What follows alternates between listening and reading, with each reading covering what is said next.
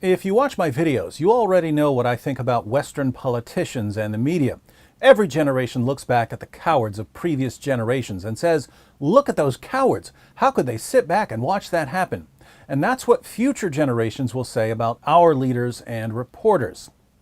But just when I think Western leaders can't possibly get any dumber, just when I think they've hit the absolute bottom, just when I think they can't possibly be any more eager to commit cultural suicide, Great Britain opens up a tall can of "we haven't even begun to show you how stupid we are" and pours it all over me. The British Home Office has posted a report maintaining that because prominent Muslim Brotherhood members in Egypt have been labeled terrorists by the Egyptian government, they may be subject to persecution by all the Egyptians who are sick to death of terrorism. Since these prominent radical Islamists may be subject to persecution in Egypt, Great Britain has decided to grant them asylum. I kid you not. The government of Great Britain has declared, if you're too radical for a Muslim country, we want you here in Great Britain. Now, the report acknowledges that the Muslim Brotherhood has called for jihad and Islamic martyrdom. We read, the Muslim Brotherhood are reported to have released a statement in January 2015 calling on followers to embrace jihad and martyrdom to fight the current regime.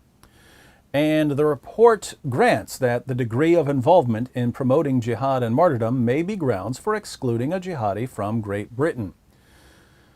Depending on the nature of the person's involvement, decision makers must consider whether one of the exclusion clauses is applicable.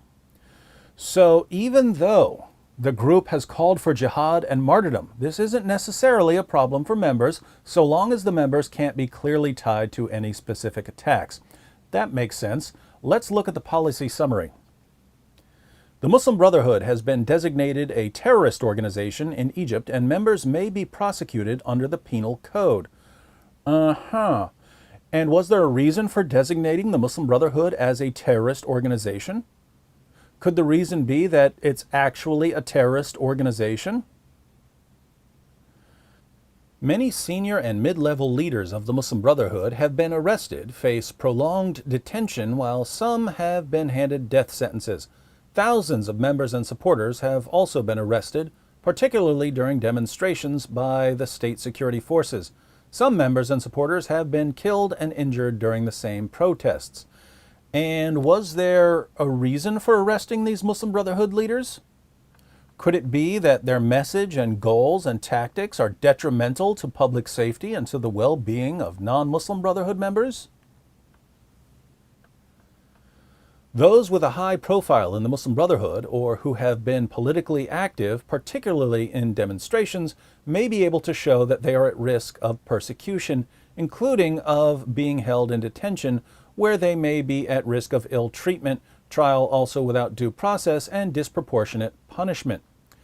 Additionally, high-profile supporters or those perceived to support the Muslim Brotherhood, such as journalists, may also be similarly at risk of persecution. In such cases, a grant of asylum will be appropriate. So, high-profile politically active members of the Muslim Brotherhood, an organization that openly calls for jihad and martyrdom, may be persecuted by a government that doesn't want jihad and martyrdom. And that's why Great Britain needs to take them in. Got it. However, although membership of the Muslim Brotherhood is prescribed, low-level, non-political, or inactive members and supporters are not generally being targeted, and it is unlikely that they will be able to demonstrate a real risk of persecution. Each case will need to be considered on its facts. Okay, lower-level Muslim Brotherhood members probably aren't going to be persecuted, so they don't need asylum. It's the prominent members, the high-ranking members, the leaders, the radicalized journalists, i.e. the ones who specialize in promoting and inciting jihad and calling for the violent subjugation of the world to Islam. Those are the ones the British Home Office wants guiding future generations of Muslims in Great Britain. Just to be clear, I'm not against countries granting asylum to people from other parts of the world. I'm just against being unfathomably stupid about it. If the neediest people your leaders can find are members of a terrorist organization that wants to violently subjugate you, you need smarter leaders.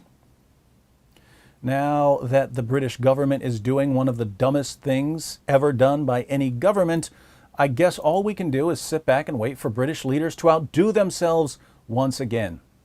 Maybe when ISIS jihadis finally lose and give up, in spite of everything Western leaders have done to ensure their success, the British Home Office will welcome these jihadis with open arms before they get persecuted by all the groups they've been slaughtering.